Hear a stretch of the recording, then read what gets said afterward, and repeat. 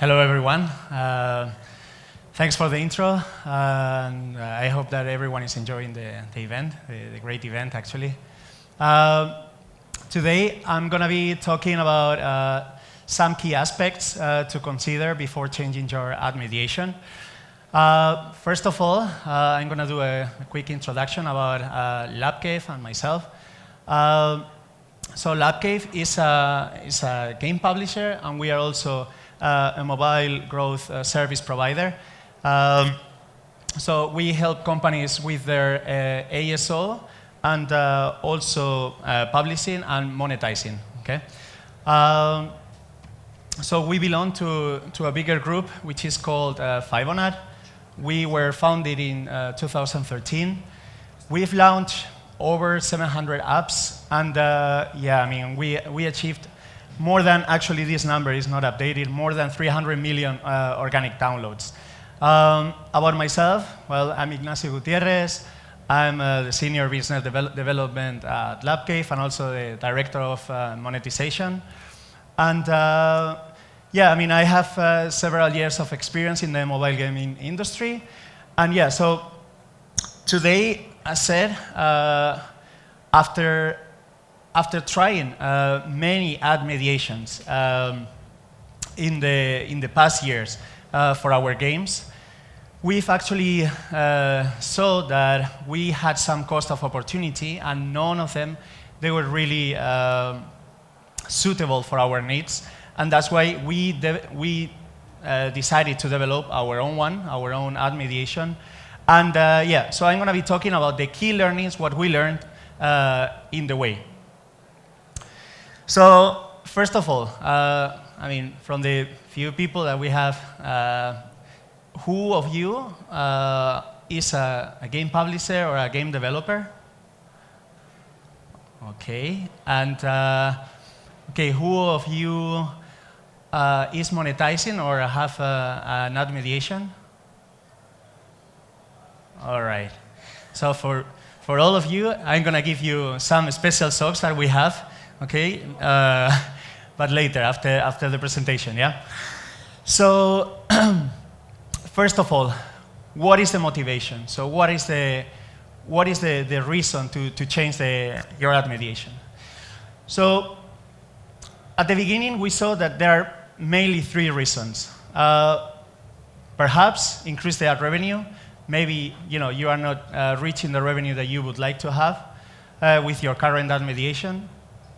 Maybe have more functionalities, or maybe you just want an ad mediation that is suitable for your needs. Maybe you are looking something very specific, and yeah, I mean, we saw that these three could be the main reasons.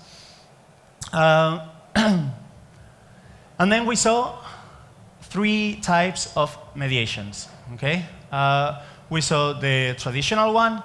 Okay, which is typically they feature their own demand. Okay, they are all the usual suspects like the typical ad networks or exchanges. Normally, they benefit their advertisers, but of course it depends. The good thing is that in many cases you have access to potential demand, meaning special campaigns such as, I don't know, Coca-Cola or I don't know, some special brands. On the other hand, we have the blind type of mediation, which normally you don't have control over the configuration. Okay, there is no transparency. They do everything for you. And the good thing, or the bad thing, depends on the perspective, is that there is no management required. Okay. And then we saw another one, which is the transparent mediations, which are they don't have their own demand. So in the end, they don't care which ad is being shown in your app. What they want is to maximize the revenue, so monetize more and better. And yeah, the good thing of this part of the transparent ones are that typically you have the full control and it's totally transparent. Yeah. So some additional things that we should be looking for. Okay. So for example, auto-optimize with full control. This is something very, very important. This is something that you really should have the control over, okay? So for example, like you can do several calls with different eCPM floors, meaning, for example, that you put one bit at 10 cents, at 15 cents, 20 cents. So just in order to see what is the winning bid, yeah? And then that you have manual priorities, meaning that you control what is the position of each network and controlling which eCPM you want to win, yeah? On the other hand, we have also metrics and transparency. In our case, I mean, what we saw is that the most important metric when talking about mediations, ad mediation, is the ARPDAU, average revenue per daily active users, okay? But of course, the daily active users and the retention, they are also important metrics, that's totally clear. Lifetime value, not only with the ads, but also with the in-app purchases, that's also clear, that's important. And also impression level revenue. This is more for user acquisition purposes, but it's something that a good or decent mediation should be able to provide, yeah?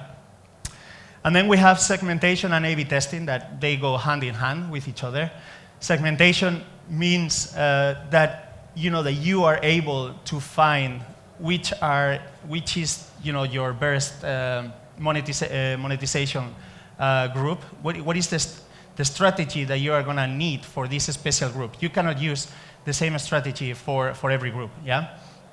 And A/B testing, once that you have found out what is your best monetizing segment group, then you can A/B test with different monetizing strategies, yeah?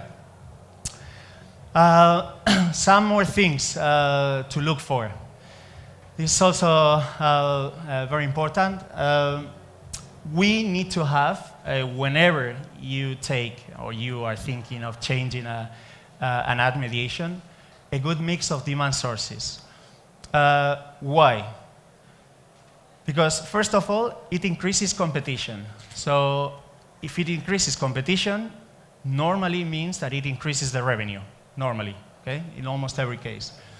Also, it reduces the ad creative fatigue, meaning that you are going to have a more diversified portfolio of ads, okay, and type of ads, and also region-specific demand sources.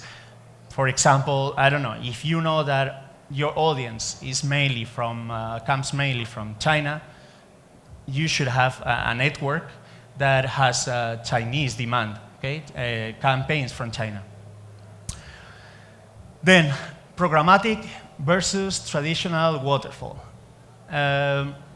Programmatic, they call it also header bidding, they call it also in-app bidding, they call it also a unified auction, okay? In the end, it's all the same, it's programmatic buying. At LabCave, at least, we believe that is not fully ready yet, okay? It is, like I say there, a hybrid approach, because so the networks and the publishers, they have different protocols, they have different technologies, and they have sometimes even different goals. So what maybe is something good, let's say, for the network, might be that it's not so good for the publisher. So we don't have, at least we see that there is not a win-win situation yet in this space. We are moving in this direction, and but we see that all the traditional SDK networks, they are not ready yet, and because mainly also because we still need to configure, like I said before, different eCPM floors and some manual configuration, like I don't know, like for example, if you have like a special deal with a network, you need to configure it manually. It cannot be done automatically.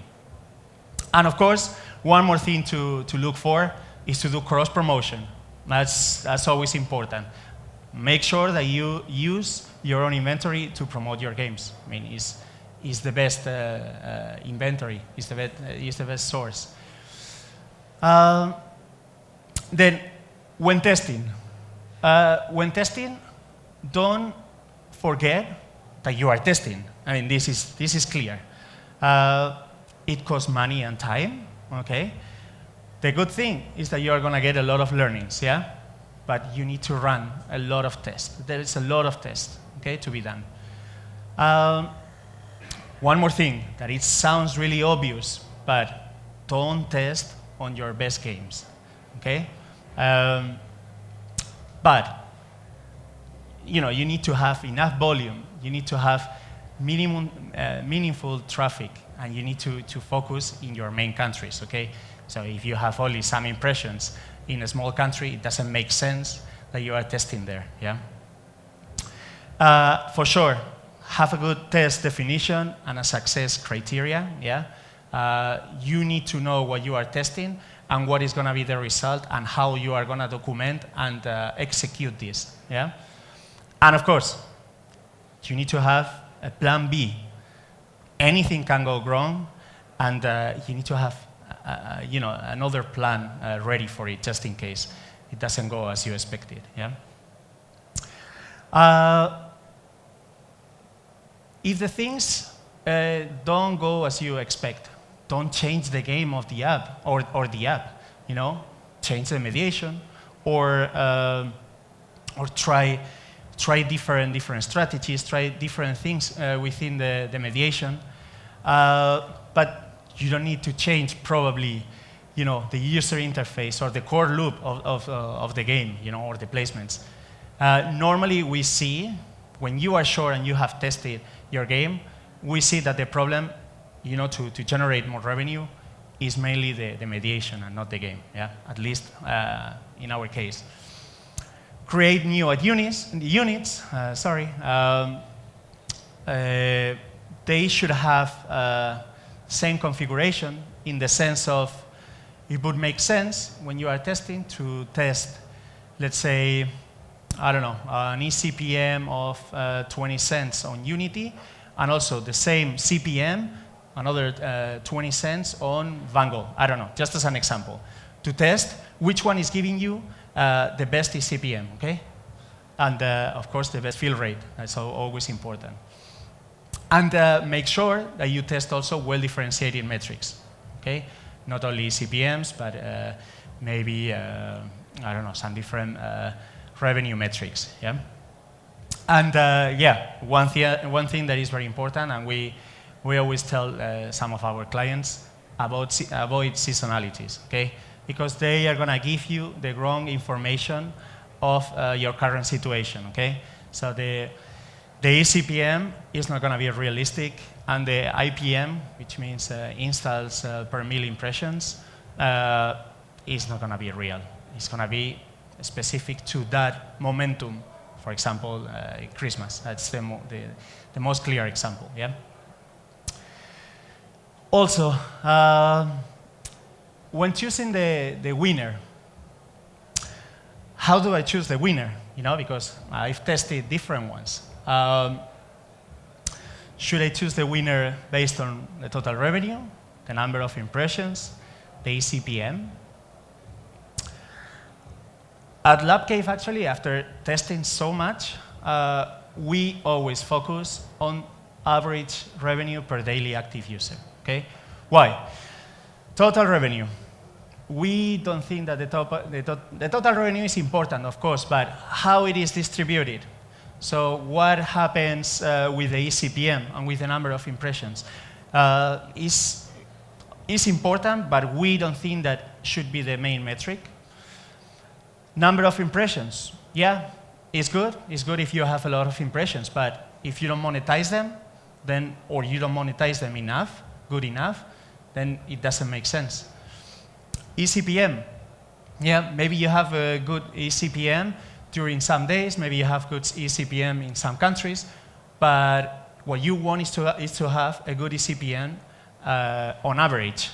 And that's why we focus on average revenue per daily active user, okay? And as it says there, it excludes fluctuations in your user base. I mean, it's exactly what I just said, yeah? So, and then this is like the main takeaway, yeah, for you know, from this presentation, at least from my perspective. Things that for sure you need in your checklist, yeah? Research the different options. What I said before, there are different types of mediations. There are different, you need to check what are your needs in that moment for that app. What is your strategy? As said, understand what are the needs that you need. Yeah, what are the needs of the app? Make sure that you have good demands, yeah, good sources, good mix of demand sources, yeah. What I said before, identify where your users are and make sure that you have enough demand available. Focus in the metrics that we just talked about, average revenue per daily active users, and of course, eCPM, which in the end is the amount of money that you are getting, yeah, for the impressions. Once again, don't forget you are testing. You are just testing in every sense, okay? So it can go good, it can go wrong, but you are testing. Have a clear test definition. Once again, have a good strategy, know what you are doing, and know that you have a plan. Avoid seasonalities, any kind of holidays, okay? It's always essential to have, let's say, real results, yeah? And don't test on your base game, yeah? For sure. This, you never should do it. We always, you know, when we talk to some clients, they always tell us in which game should we try. For us, would be the easiest to say in the biggest one, but we never say the biggest one because, once again, that is your main game, that is your, let's say, unicorn game, and yeah, you cannot do things wrong with it. So that's why we prefer to test, or you should be testing with a smaller or more medium apps. So yeah, that's it. Thanks a lot.